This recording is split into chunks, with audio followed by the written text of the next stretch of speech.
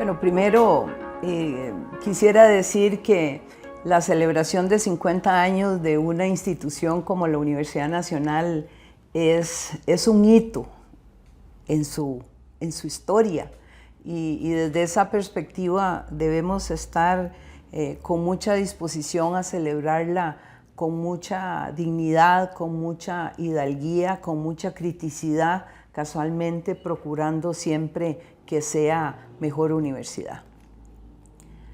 Bueno, pues rompiendo un poco el esquema de los rectores, yo soy del área de las ciencias, soy química, graduada de la Universidad de Costa Rica, en la cual hice mi formación universitaria y de la cual me siento sumamente honrada. Es una formación en ciencias básicas, en física, matemáticas, química, que me permitió venirme con una idea de poder traer hacia la Universidad Nacional áreas que aún no se conocían en la universidad. Así es que mi formación es en química.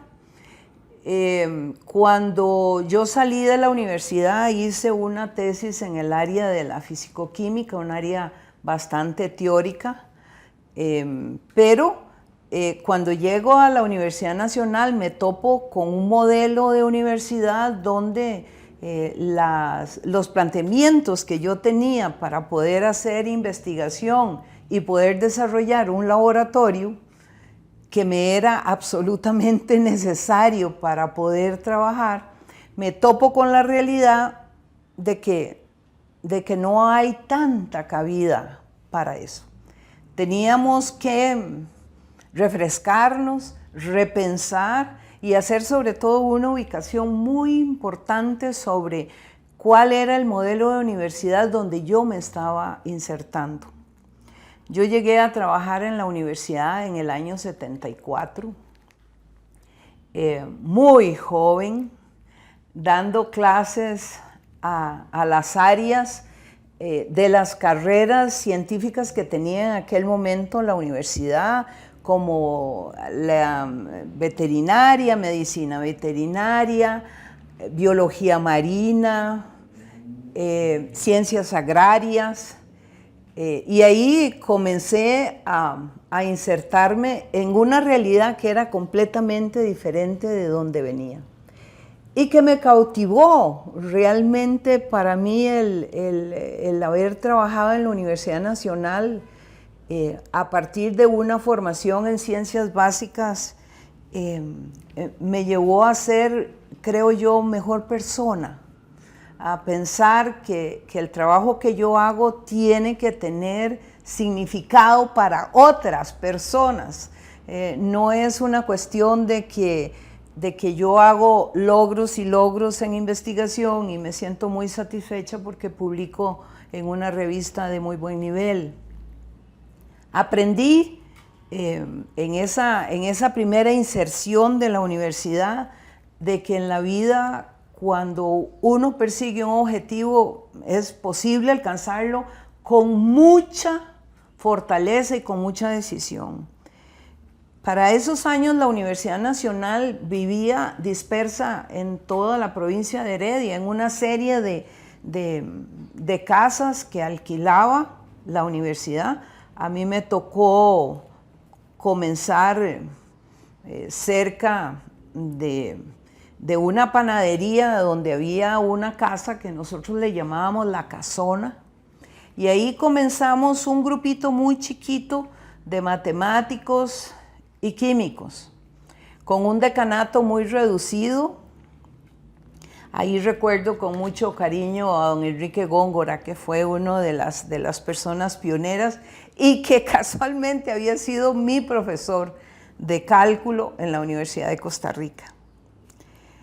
Bueno, pasamos muchos años con muchas dificultades muchas veces buscando ayuda de la Universidad de Costa Rica para tener reactivos, para tener cristalería, y esa universidad hermana nos ayudó en esos primeros años. Y nosotros también llevábamos de nuestras casas algunos recipientes que nos permitían tener algunos laboratorios. Los primeros laboratorios que tuvimos estaban ubicados en lo que fue los estudios generales, que ahora ya hay un edificio muy bello. Bueno, en primer lugar, Heredia estaba contento porque nosotros alquilábamos, y en ese tiempo Heredia tenía como casas que nos permitían albergar a escuelas completas o a unidades. Me acuerdo, vida estudiantil, administración, todas esas pasaron, además de las escuelas, pasaron en áreas alquiladas. Y también había edificios poco utilizados, ¿verdad?, que nos permitían tener albergue en ellos. Así, hasta por el rastro de Heredia pasó la escuela de danza, ¿verdad? Entonces, espero no estar equivocada si era la escuela de danza, ¿verdad? La historia, por ejemplo, del área artística de la universidad es absolutamente sui generis, ¿verdad? Y digna de ser rescatada históricamente porque es la universidad tenía una decisión muy grande de tener un área de la parte artística, danza, música, arte escénico, muy bien desarrollada y muy bien conceptualizada. Y entonces la universidad, desde esos primeros años, yo recuerdo claramente el empuje que había para eso. Igualmente, la universidad fue combatida tanto por heredianos como por todo el país, ¿verdad? Se consideraba que Heredia no era el lugar para tener una universidad, que por dicha superamos el concepto Universidad de Heredia o Universidad del Pirro, como nos llamaban también. Eso ya quedó atrás y se nos reconoce como Universidad Nacional. Entonces sí, fue un poco complicado, pero igual con mucha ilusión. Yo recuerdo con mucha ilusión cómo nos reunía el padre Núñez en la sala del Liceo de Heredia cuando había asambleas. Y íbamos muy ordenaditos y terriblemente rebeldes en esa época. Éramos un grupo de académicos que quería. La rebeldía se manifestaba en un deseo de participar en el desarrollo, en la propuesta, en hacer viable la propuesta que nos enamoraba. Porque realmente nosotros llegamos a la universidad en esa época por elección. Yo, por ejemplo, pude haberme quedado siendo, por ejemplo, asistente en la Universidad de Costa Rica. Pero yo dije, no, yo quiero algo nuevo, ¿verdad? Quiero algo nuevo. Y así mucha gente vino a la universidad con un amor enorme. Y debo decir que estuvimos enriquecidos con mucha población que venía de otros países que nos enriquecieron fabulosamente, ¿verdad? Porque ellos ya tenían una historia y la historia nuestra apenas comenzaba. Y era una historia la que traían ellos. Por ejemplo, los chilenos, recuerdo el aporte de los chilenos en muchas áreas, ¿verdad? En las áreas sociales, en la geografía, en la biología. En todo caso, esas eran poblaciones que tenían ya una historia, ya habían vivido una universidad y nos vinieron a enriquecer en esos tiempos. Mi trayectoria es básicamente académica.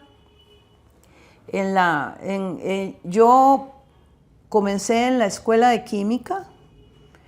La Escuela de Química pertenece a la Facultad de Exactas y Naturales, pero yo no tenía una aspiración de ocupar cargos. Yo lo que quería era desarrollar algún área de interés y de impacto para el país, y el área científica era la que me ganaba el tiempo. Entonces realmente fui como en una coyuntura muy particular. A mí se me llegó a tocar la puerta al laboratorio y me dijeron: Sandra, ¿por qué en vez de quejarse no viene a trabajar? No, pues es que yo estoy trabajando. Y entonces me pedían que cuál era la característica en la cual estaba yo trabajando desde las ciencias. Y entonces yo le decía, bueno, yo diría que muy solitaria. Era un trabajo académico muy solitario el que yo tenía. Y yo siempre me ubicaba en un botecillo chiquitillo y reme,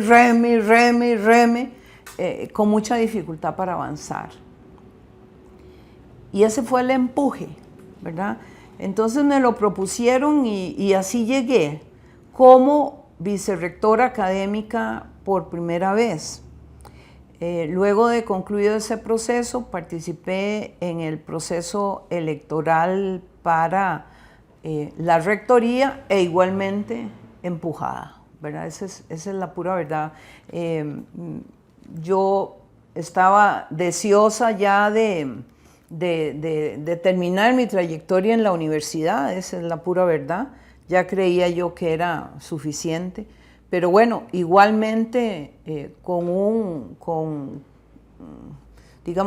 análisis que se hizo de la situación, acepté participar del proceso de rectoría. Entonces, en realidad, yo no tengo una trayectoria administrativa en la universidad. Cuando le puedo comentar que cuando comencé a darme cuenta de lo particularmente compleja que era la situación de la universidad, siempre dije, ¿a qué hora me metí en esta situación? Estaría mejor todavía remando en mi bote por el área científica, pero igual lo tomé con ánimo, con empatía.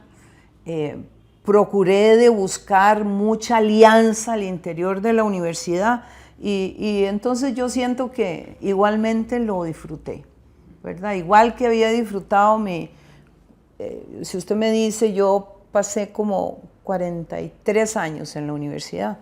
Yo pude haber trabajado 30 en la parte académica y 10 en la parte, llamémosle administrativa, pero yo creo que la función de un rector es más académica que administrativa, ¿verdad? Entonces es un perfil que cuesta lograr porque uno se tiene que preocupar mucho por la parte de gestión, pero esencialmente la orientación tiene que ser académica.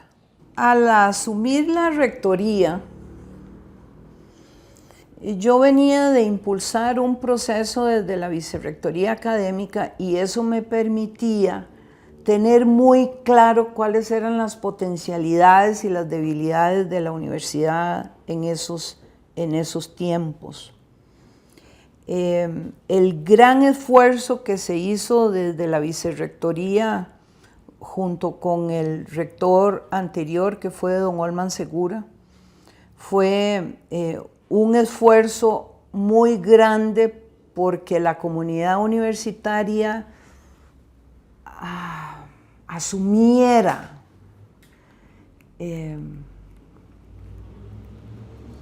la recuperación de lo bueno de lo histórico, la superación de lo que ya no tenía mucha cabida y más bien el renovar la universidad para los tiempos actuales. La universidad requería una renovación muy importante en el ámbito académico.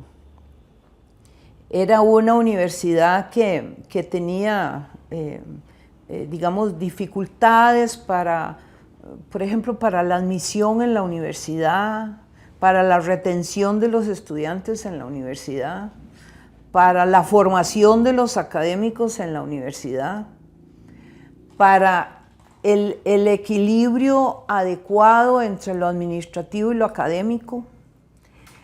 Había también una necesidad muy grande de incorporar el trabajo de las escuelas y los decanatos con CONSACA. Imagínense que para ese tiempo CONSACA no se reunía, ¿verdad? Y no se reunía porque había un divorcio con la Federación de Estudiantes y entonces no se presentaban, y entonces si alguien más no se presentaba, entonces no se podía sesionar.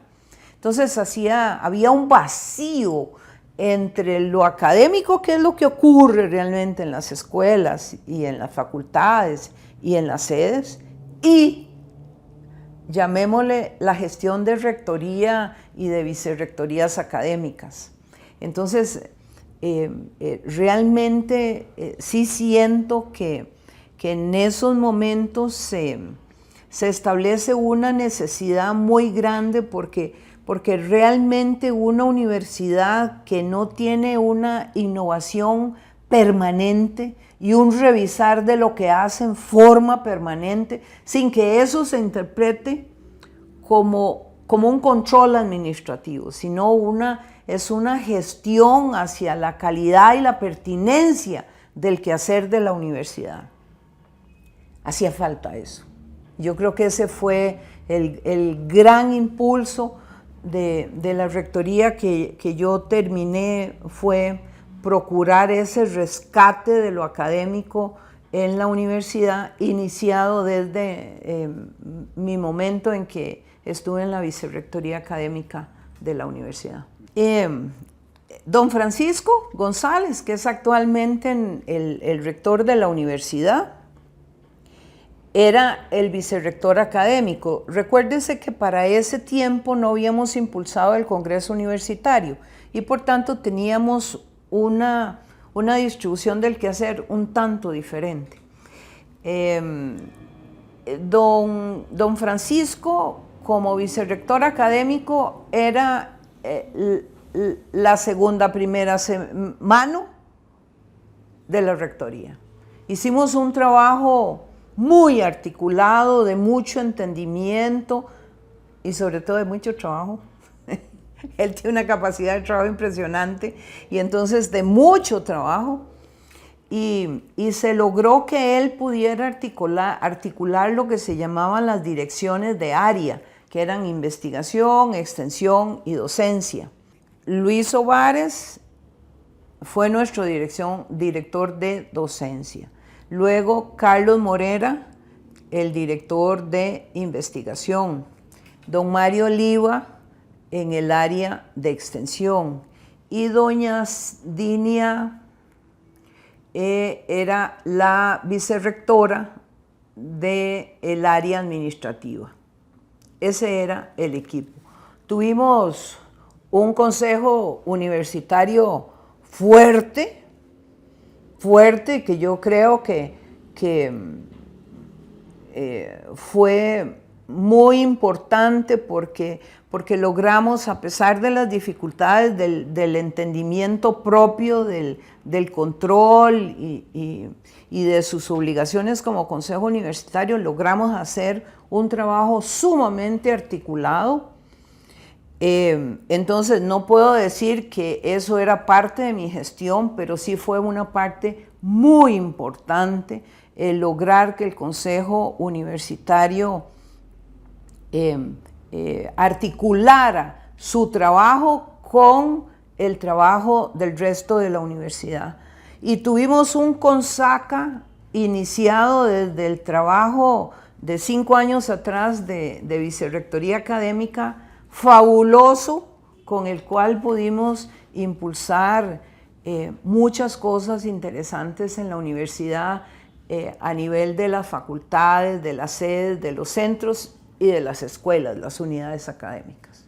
Yo era una académica que sufría la situación digamos, pasamos muchos años donde los académicos nos sentíamos solos en nuestros esfuerzos y costaba mucho producir, ¿verdad? Había mucha limitación económica, mucha limitación para llegar a las autoridades en los diferentes niveles. Y entonces lo que yo me propongo es trabajemos estos años en sacar de la academia lo mejor que podamos obtener de la academia. Siempre con la convicción de que el quehacer de la universidad es un quehacer que se le mide por lo que hace en la academia, no por lo que se hace en otros niveles. Los otros niveles son acompañamientos, son potenciadores del trabajo académico. Entonces yo sentía que la debilidad más grande debía seguir por ese ámbito que inicié en la vicerrectoría académica, que fue casualmente el procurar que la academia tuviera una reconversión, una innovación, un acompañamiento mejor para los académicos que querían trabajar fuerte por la universidad. Yo creo que ese es el eje principal. Había una ausencia muy grande de la planificación.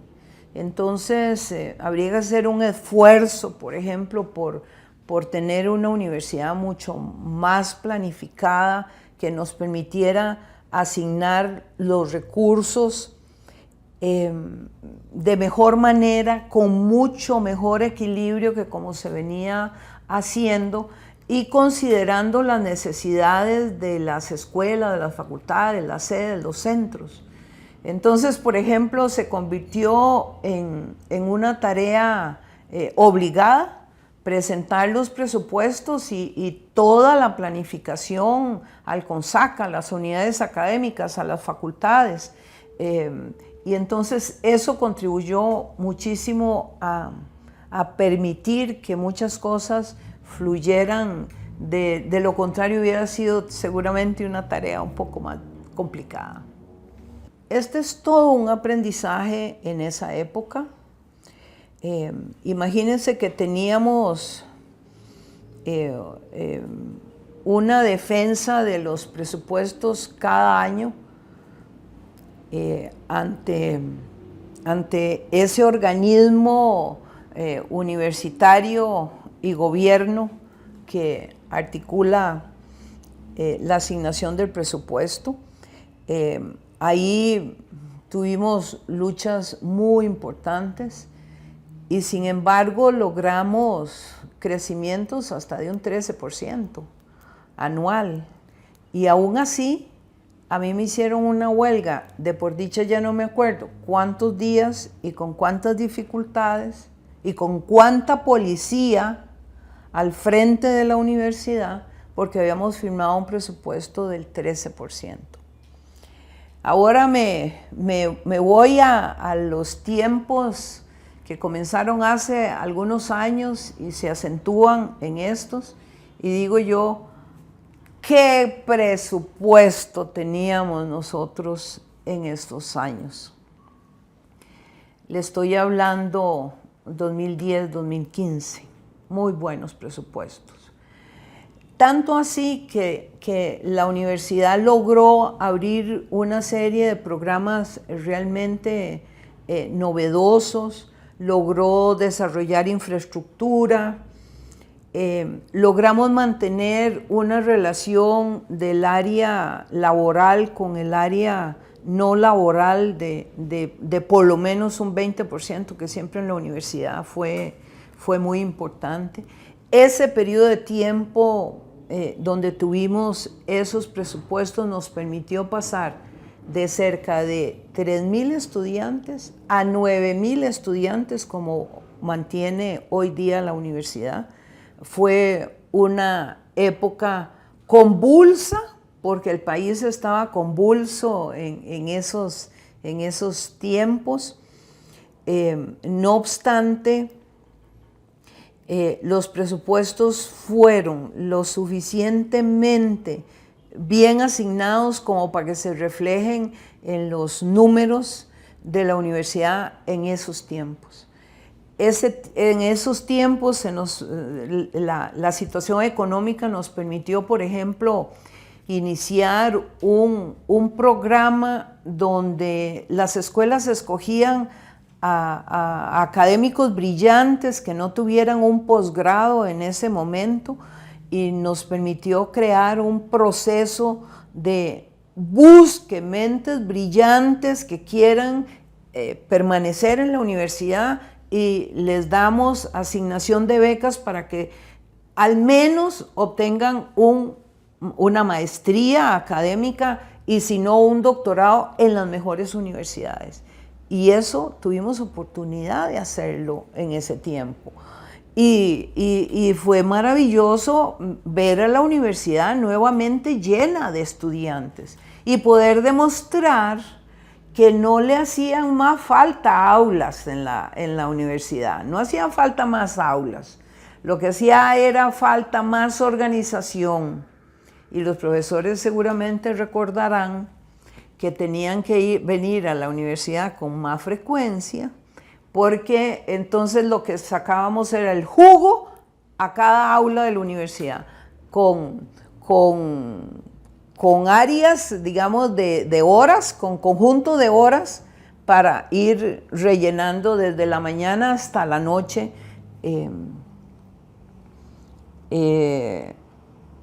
la presencia de los estudiantes en la universidad. En esos tiempos tuvimos una universidad llena. Tuvimos la oportunidad de pasar carreras completas a las áreas rurales, ¿verdad? Llevarlas a las áreas rurales. Por ejemplo, el esfuerzo que se hizo en esa época para modificar el sistema de admisión de la universidad y entender que estábamos atrayendo estudiantes que traían debilidades formativas. Tuvimos la oportunidad de dar más becas a esos estudiantes, darles asistencia de tutores homólogos, que todavía, por dicha, ese programa permanece, que es un programa donde tutores estudiantes ayudan a los estudiantes, ¿verdad? Porque podíamos entender claramente que no se valía cambiar el sistema de admisión de la universidad para ser de mayor cobertura, más accesible para las clases más desposeídas del país, y simplemente decirle, ¿sabe qué? Usted entró a la universidad, ve a ver cómo se la juega. No, ahí hicimos, desde la época en que estábamos con don Olman, hicimos una renovación completa de todo eso que permitió a la universidad. Inclusive recuerdo con mucho cariño programas como Una Aventura, ¿verdad? Que surge casualmente para diversificar el tiempo de los estudiantes en la universidad y que vayan asimilando desde un trabajo de la Vicerrectoría de Vida Estudiantil, incorporar ese placer tan grande de servir y no solamente recibir como estudiante todos los beneficios de una universidad como la Universidad Nacional. Tuvimos situaciones difíciles en la universidad. Por ejemplo, fuimos a la corte, no le digo una ni dos, un poquitico más de veces, porque productos de investigación de la universidad fueron denunciados fuera de la universidad por haber causado daño, y tuvimos que demostrar que, número uno, que los trabajos estaban bien conducidos, que los productos estaban en lo correcto, que las conclusiones eran válidas, que el proceso de la investigación había sido el correcto, y así ganamos varias situaciones difíciles en la corte, que a uno le parece increíble que a una universidad por un producto así lo lleven a la corte. Pero hasta eso tuvimos. Y creo yo que en otro ámbito, en el ámbito financiero, siempre hubo la dificultad de que se lograra con el gobierno un acuerdo que respondiera a la legislación vigente en los sentidos más amplios de lo que es el presupuesto universitario. En algunas oportunidades hasta tuvimos dificultades que fueron elevadas a la sala cuarta como consultas. Porque realmente la dificultad que tuvimos en ese momento, imagínense, ahora es completamente otra la situación, pero en aquel momento la discusión con el gobierno era qué iba a hacer la universidad cuando el país le diera el 8% de su Producto Interno Bruto a la educación. ¿Qué iba a hacer? Porque ya para esa época teníamos dentro de la universidad claridad absoluta de que el crecimiento laboral nos iba a llevar en muy corto plazo a una situación crítica por la serie de incentivos que estábamos procurando o que habían sido procurados por ley o por acuerdos muy anteriores a mi gestión, y entonces eso provocaba un crecimiento que se miraba claramente que iba a tener una situación crítica en el corto plazo. Entonces ahí procuramos tomar al interior de la universidad muchas digamos, determinaciones en el sentido de revisar plaza por plaza cuál es su carga, qué es lo que usted está haciendo. En el ámbito administrativo, lo mismo. Para el periodo ya 2010-2015, nosotros mirábamos con mucha preocupación el crecimiento laboral del presupuesto laboral de la universidad, que tenía muchos ámbitos de mejora. Uno de los ámbitos de mejora que creímos que era importante impulsar consistió en crear para la universidad una plataforma informática que permitiera hacer recursos humanos, proveeduría, financiero, entre otras cosas, de una forma automática. Eso tenía la intencionalidad, entre otras cosas, de procurar hacer menos uso de mano de obra que podía estar, aunque permaneciera en la universidad, haciendo trabajo más calificado. Así es que yo creo que, volviendo al tema específicamente de las dificultades respecto a la autonomía universitaria, se dio en muchos ámbitos, pero yo pudiera asegurar que el ámbito más delicado que soportamos en esa época fue el financiero. En primer lugar, la investigación, como yo les decía inicialmente de una forma como coloquial, de que era muy sola, es porque la universidad carecía de programas de apoyo para el investigador. Entre otras cosas, por ejemplo, una cosa que surge como esta necesidad para mejorar la parte académica fue mejorar la formación de los académicos hasta procurar tener doctorados. Porque la universidad en ese tiempo jubiló mucha gente y entonces había gente muy joven y con limitada formación. Ese ámbito, usted sabe que la investigación, o nosotros sabemos que la investigación, entre mejor formación usted tenga, más exitosa sin duda va a ser, evidentemente, si usted pone sus componentes personales para producir, para que este conocimiento sea útil a la sociedad, para progreso. Entonces, evidentemente comenzamos por fortalecer el perfil del académico en la universidad y que el mejor perfil tomara por decisión de las escuelas propiedad en la institución, porque teníamos un interinazgo muy alto, muy alto.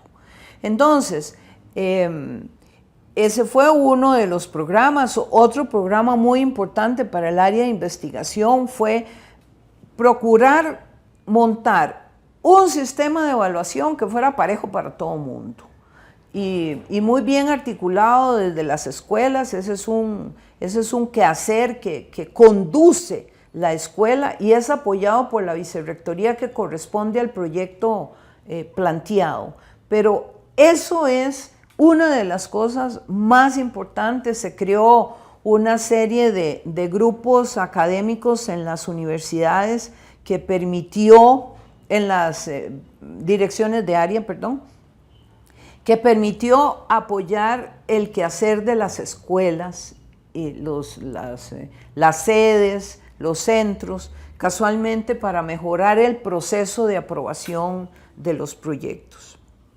Otra cosa es que se crearon proyectos de financiación para proyectos de investigación donde, por ejemplo, estuvieran incluidos los estudiantes, bajo un concepto de que nosotros queremos una universidad donde el estudiante esté inserto en el quehacer académico.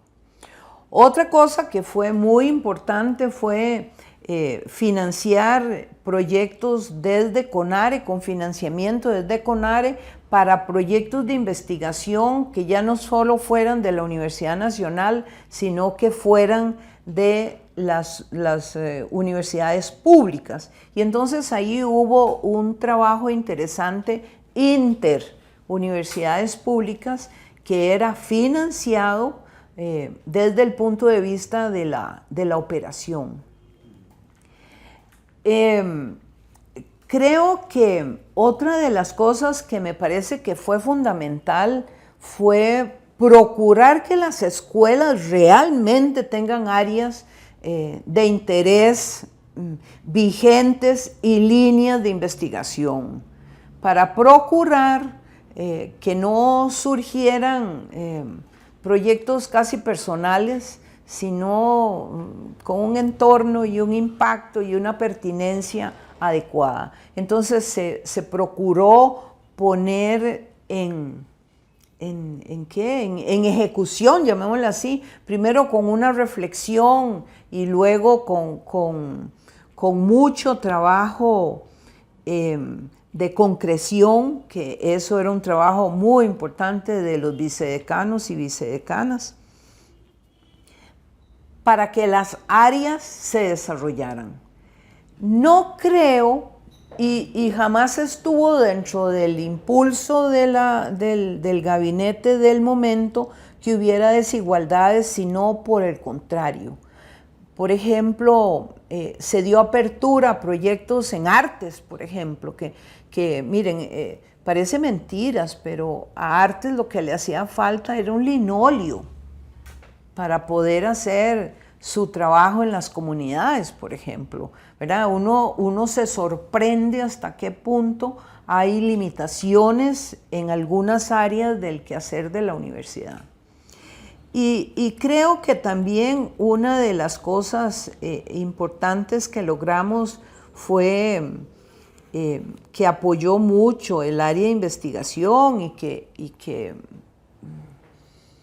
y que fue posible fue con el financiamiento que se tuvo del Banco Interamericano de Desarrollo, que permitió desarrollar una infraestructura nueva para la universidad en algunas áreas, casualmente para permitir equilibrios, ¿verdad? Porque había escuelas con infraestructuras muy malas y por tanto laboratorios también muy malos, sin que yo quiera decir que ahí se detuvo el proceso de la universidad en sus necesidades de infraestructura.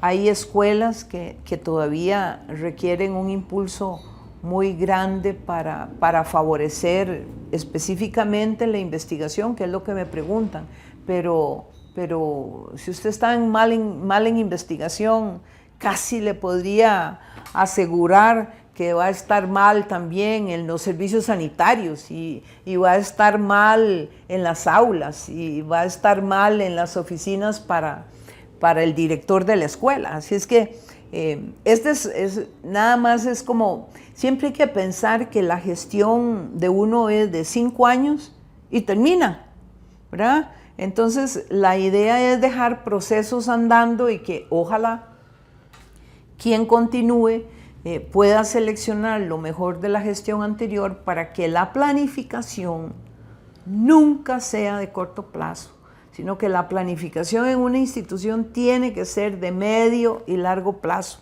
Yo creo que ese es el problema más grande que nosotros hemos tenido, volviendo al tema de autonomía. A nosotros no nos permiten planificar más que al año, porque la ley de contratación administrativa únicamente te permite jalar dinero por un año, nada más. Entonces, si a usted le cae hoy un colón, usted lo tiene que gastar en ese año. Y los procesos universitarios no son de taxi. No es que yo me monto aquí y me bajo aquí, no.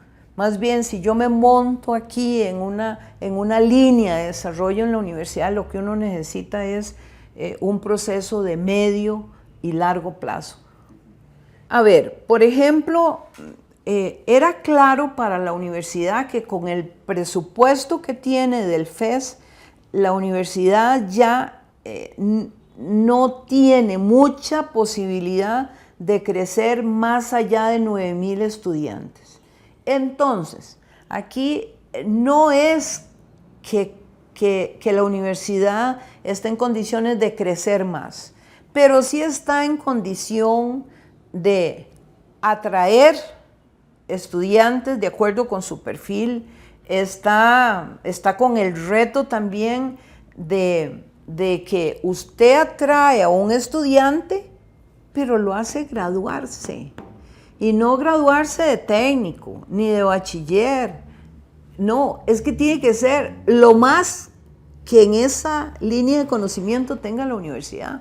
Ojalá que nosotros pudiéramos graduar a un estudiante desde que llega de lo más hasta poderlo llegar hasta un doctorado, que ya la universidad tiene algunos doctorados propios. Entonces, en el ámbito de lo estudiantil, el éxito de la universidad no va a estar en crecer más porque no tenemos ni infraestructura, no tenemos posibilidad de crecimiento laboral, que es absolutamente necesario, porque es un intercambio directo. Si yo tengo un estudiante, ¿cuántos profesores necesito? ¿Verdad? Y para mantener una carrera. No como ocurría cuando yo llegué a la vicerrectoría, que ustedes no me lo van a creer, o la universidad o el país no me lo va a creer, pero tenía la universidad en ese momento un presupuesto que no permitía que, por ejemplo, no hubiera estudiantes que estaban metidos dentro de la universidad, ya admitidos, no tenían clases que llevar, ni de estudios generales, ni de matemáticas, ni de informática, ni de inglés. En otras palabras, usted atrae a un estudiante, tiene que garantizar que se gradúe y tiene que hacer una gestión curricular que le permita avanzar en un tiempo oportuno, y eso requiere dinero. Entonces, en el ámbito docente, yo creo que los grandes retos de la universidad es innovar más carreras. Yo no creo, y me parece atroz, el que se diga que ahora las universidades tienen que graduar en el área de las ciencias, las tecnologías y las ingenierías. Eso me parece atroz para una sociedad, porque eso significa que no sé cómo están viendo el mar, no sé cómo están viendo el cielo, no sé cómo están viendo los campos. Porque para todo usted necesita el aporte sociológico, el aporte filosófico, el aporte artístico. Y entonces creo que la universidad tiene una gran oportunidad de mejorar, de innovar sus carreras, sus áreas las áreas que tienen las carreras, de articular un interés de una carrera con el interés de otra, asociar grandes áreas de conocimiento, pero nunca, me parece, perdonen que lo diga así, atroz, una defecio, el pensar que una universidad es para formar en ciencias, en tecnología y en ingenierías. No, señores, eso no es correcto. Eso no se sostiene en ninguna discusión de alto nivel en un lugar democrático como Costa Rica, y donde nosotros entendemos que la convivencia, lo humanista, lo integral, lo complejo, y por tanto, lo interdisciplinario, el trabajo conjunto de áreas es lo que nos lleva al éxito. Volvamos al tema también que me decía de los grandes crecimientos. La universidad no está en capacidad de crecer en el laboral, sino por el contrario. Nosotros dejamos claramente establecido que había que tener mucho cuidado con el crecimiento laboral porque se venía un tope para el crecimiento de los presupuestos para las universidades. Ya en el año 2013, 2014, 2015, eso se visualizaba. De forma que nosotros tampoco podemos crecer ahí. La oportunidad que tiene la universidad en el ámbito de la investigación, de la extensión, que son baluartes de la universidad, es en la mejoría de su quehacer y en la eficacia de los procesos que formulan proyectos, le dan seguimiento a proyectos y la conclusión de los proyectos. Si yo pudiera hacerle una síntesis, me cuesta pensar en un área en que podamos crecer. Yo creo que nosotros debemos buscar innovación, tenemos que buscar crecimiento en la eficacia, mejorar la inclusión, la atracción estudiantil, la permanencia de los estudiantes, pero no el crecimiento que sí pudimos tener un poco en tiempos bastante recientes, cuando yo, por ejemplo, les comentaba que pasamos de tener en un plazo de 10 años de 3.000 estudiantes a 9.000 estudiantes. Creo que esos tiempos ya pasaron. Ahora es la creatividad, la armonía, la búsqueda de encuentros entre áreas, la flexibilidad, ¿verdad? Dentro del quehacer administrativo y con mucho más razón de lo académico es lo que impera más que un crecimiento. Aunque yo sí le diría que hay algunos proyectos que yo me he enterado que se han perdido en el tiempo que pudieran ser realmente importantes de retomar. Cito dos nada más, podría citar otros. Uno, la formación de los académicos. Eso es un esfuerzo que eso no se puede dejar nunca, ¿verdad? Porque la capacidad de recambio de lo académico lleva su tiempo y tiene que ser un proceso absolutamente planificado y con mucha articulación de las escuelas. Y lo otro que sí me parece que se perdió en el tiempo, y no es tan largo el tiempo, es un apoyo que se tenía de un programa que se llamaba Emprendedores, que ayudaba a los estudiantes a tener una visión de no solamente buscar trabajo, sino de generar trabajo, que se daba a los estudiantes abiertamente. Todo aquel estudiante podía llevar ese programa y me parecía que era un programa exitoso. Hay otra cosa que no he mencionado y me parece que es absolutamente necesario, que es entender hoy día que la universidad no es ni la Universidad de Pirro, ni la Universidad de Heredia, ni la Universidad Nacional. Es una universidad ubicada en Costa Rica, pero en interacción con el mundo. En otras palabras, la parte de internacionalización del quehacer de la universidad tiene que tomar la relevancia que tenía hace poco y siento, por lo que percibo, que eso se ha debilitado. La cooperación internacional, las relaciones externas de la universidad con el medio productivo, a eso hay que darle fuerza, porque con el medio productivo y el área social, con los privados, con las municipalidades, con las comunidades, con las asociaciones, hay muchas maneras en que la universidad debe articularse. Y entonces me parece que también ahí hay algunas cosas donde podemos poner acento en estos años. Vean, cuando yo llegué a la vicerrectoría académica, las sedes estaban intervenidas.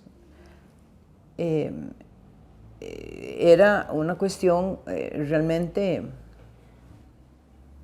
dolorosa, triste. Las sedes estaban intervenidas, tanto la sede Chorotega como el área de Pérez Celedón. Había un edificio de coto que había sido construido que no tenía programas. Las sedes regionales en el año 2010 estaban intervenidas. Hubo que generar todo un proceso para levantar las sedes regionales, liberar, buscar los acuerdos de partes para ir liberando la intervención, que no fue muy fácil ni sencilla, fue complicada. Y hoy día yo les puedo decir que yo siento una satisfacción enorme por lo que ha llegado a ser las sedes regionales. Tienen edificios bellísimos. Ya en el 2010, Nicoya tenía un edificio que era una maravilla. Don Olman Segura dejó financiado, y en la rectoría nuestra se terminó el edificio de Liberia. La sede de Pérez Celedón se le hizo áreas, se le construyeron áreas que lo complementaron muy bien desde el punto de vista del área deportiva, residencias estudiantiles. En ese periodo también apareció con mucho éxito el área que tenemos en Sarapiquí, si usted me dijera, ¿quién creció más en la universidad en ese periodo de tiempo? Fueron las sedes regionales. Los que incrementaron el número mayor de estudiantes fueron las sedes regionales. Igualmente son las sedes regionales las que tienen más porcentaje de estudiantes becados, casualmente para favorecer esas situaciones. Se procuró también en ese periodo de tiempo comprender que el sistema de becas para las sedes regionales tenía que tener un aporte mayor. Y entonces son los estudiantes de las sedes regionales los que tienen hoy día el número de estudiantes becados mayor. Y el crecimiento de la población en ese tiempo en que tuvimos oportunidad de crecer en el número de estudiantes, la mayor proporción fue en las sedes regionales. Y hoy día me siento feliz porque tengo conocimiento de un esfuerzo que está haciendo la sede Chorotega para crear un instituto en la parte de, llamémosla, todo lo asociado con cambio climático y producción y recursos hídricos, que me llena a mí realmente de satisfacción, porque es un quehacer que se impulsó desde hace unos 15 años para acá, creando ahí una carrera muy novedosa en el área científica y con otras áreas que realmente han hecho un bonito trabajo y que hoy les permite ya sentarse con una masa crítica de personal formado a través de ese programa de sacar doctores en el exterior, les permite hoy tener una masa crítica que es capaz de formular un instituto dentro de una sede regional, cuando hace 15 años estaban intervenidas. ¿Cree usted que la universidad ha incidido en el modelaje social y las políticas públicas del país? Sí lo ha hecho, pero yo creo que podemos hacerlo todavía mejor.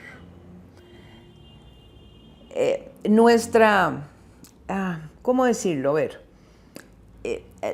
la base de la cual nos nutrimos nosotros como universidad nos señala eso como algo inherente a nuestro quehacer, ¿verdad? Nosotros no publicamos para las revistas, no hacemos extensión en el vacío, no llegamos a las comunidades con nuestra docencia para que los estudiantes no tengan trabajo, no, ¿verdad?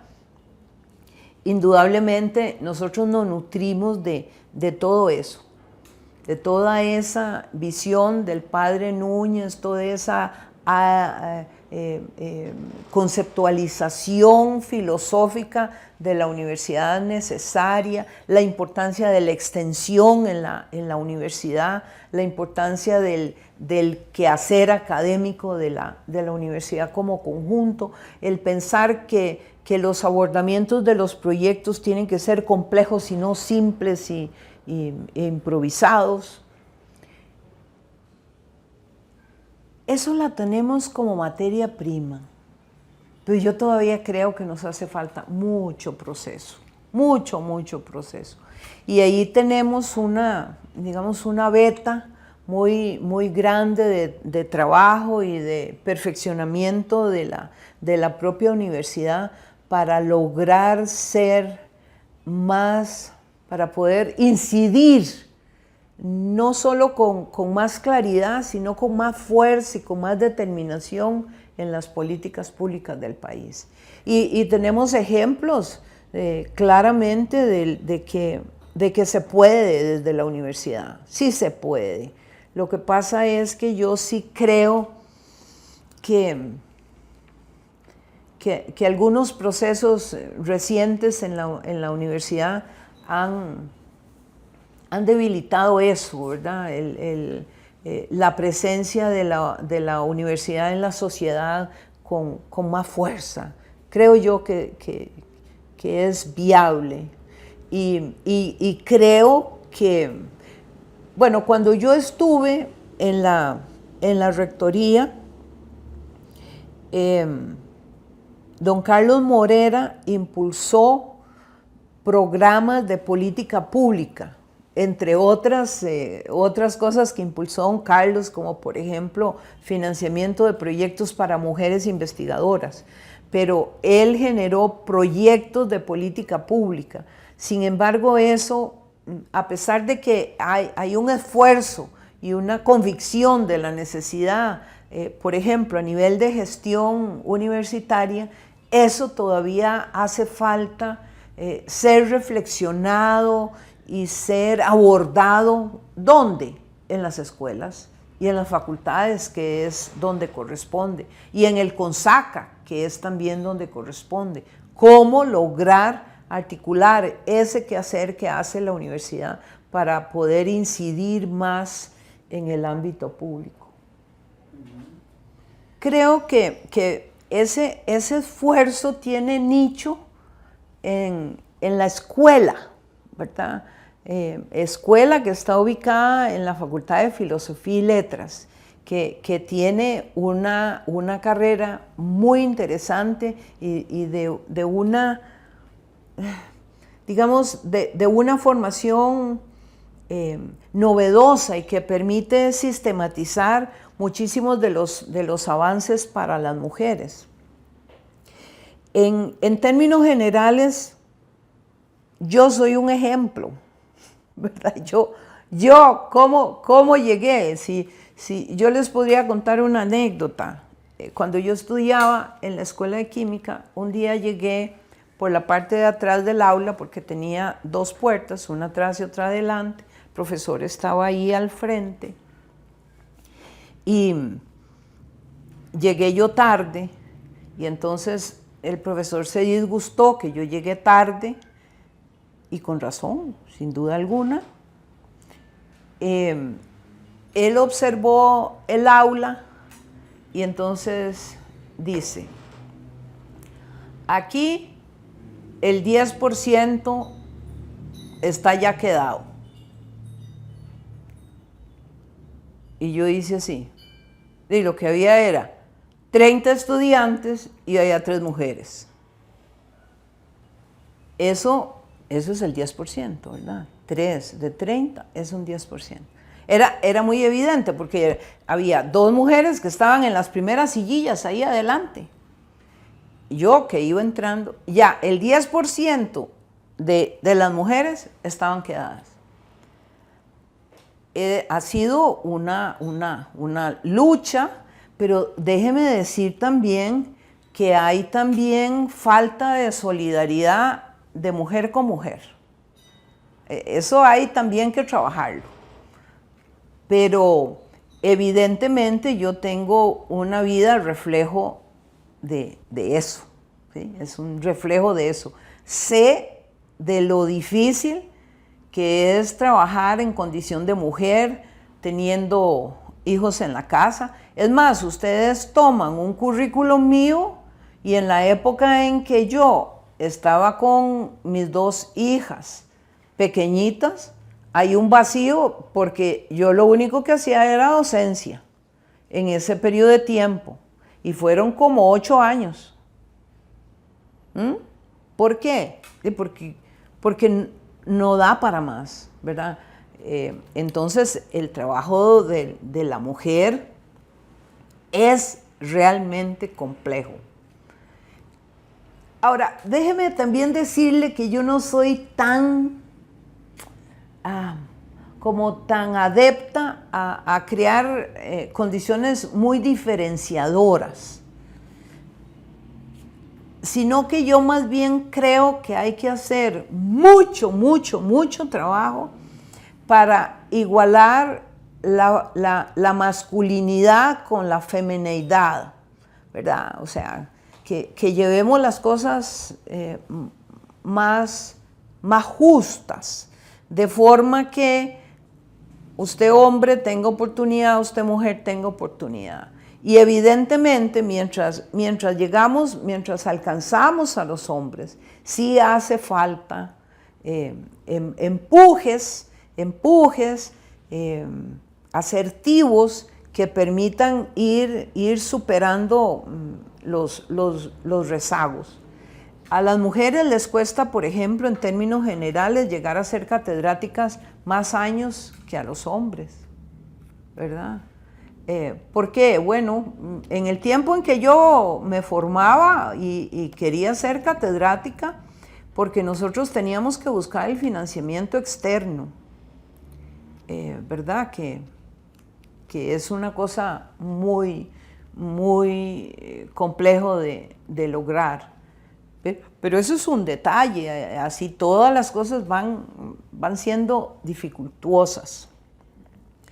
En todo caso, yo creo firmemente que la masculinidad y la feminidad pueden ir absolutamente juntas. Es más, yo nunca en la vida he tenido como condiciones que me hagan ver, no se puede. Sí se puede, sí se puede.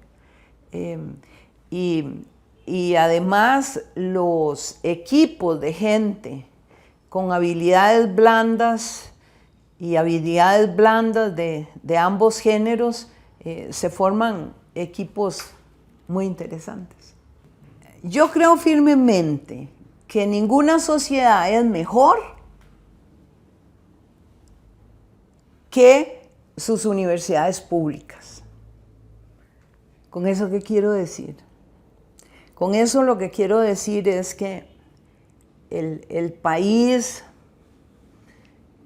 la sociedad en términos generales, deberíamos estar plenamente convencidos de que la inversión en educación es la que nos genera desarrollo integral, disminuye las brechas sociales, nos permite tener cultura, nos permite tener aprecio por la sostenibilidad.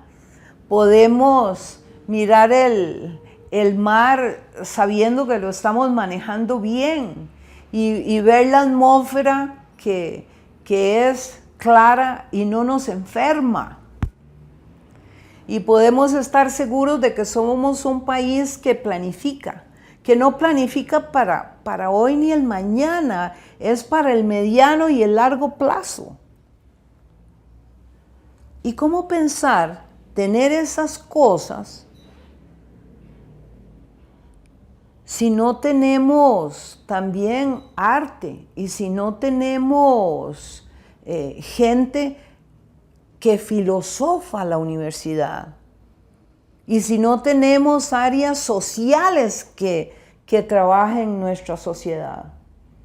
De forma que yo creo que lo que tenemos hoy se debe muchísimo al esfuerzo en educación que ha hecho el país por tantos años y decisiones que fueron claras en el momento en que hubo que tomarlas. No puedo yo concebir Heredia, por ejemplo, en lo puntual, sin la Universidad Nacional. La prueba está en el montón de limitaciones que se generaron absolutamente en todos los niveles cuando tuvimos la pandemia. ¿Cuánto se detuvo? ¿Cuánto se cerró? De forma que, enumerando eso tan puntualmente, podemos decir que la inversión en educación nos permite bienestar y 50 años de inversión es la que nos permite tener, por ejemplo, un café de primera calidad. ¿Quién enseñó a los cafetaleros? ¿Quién ha sido el Cicafé en este país? Recuerdo con claridad todos los estudios sobre café que hizo la Escuela de Historia de la Universidad Nacional, que fue pionera en ese tipo de estudios. ¿Por qué tenemos un buen café hoy día? ¿Por qué tenemos unos buenos desarrollos en la parte agrícola? ¿Por qué? ¿Será por generación espontánea? en absoluto. Es porque este país ha sabido invertir en educación, que podemos mejorar, sin duda alguna, y eso es parte de una exigencia para sobrevivir, porque así están dadas las cosas en las sociedades actuales. Así es que yo lo que termino es diciendo que una inversión en los próximos 50 años tiene que, sin duda alguna, estar orientada por mucha prospección, por mucha reflexión, por mucho acuerdo de partes, con muchas relaciones e inserciones sociales. Y que Dios bendiga a la universidad.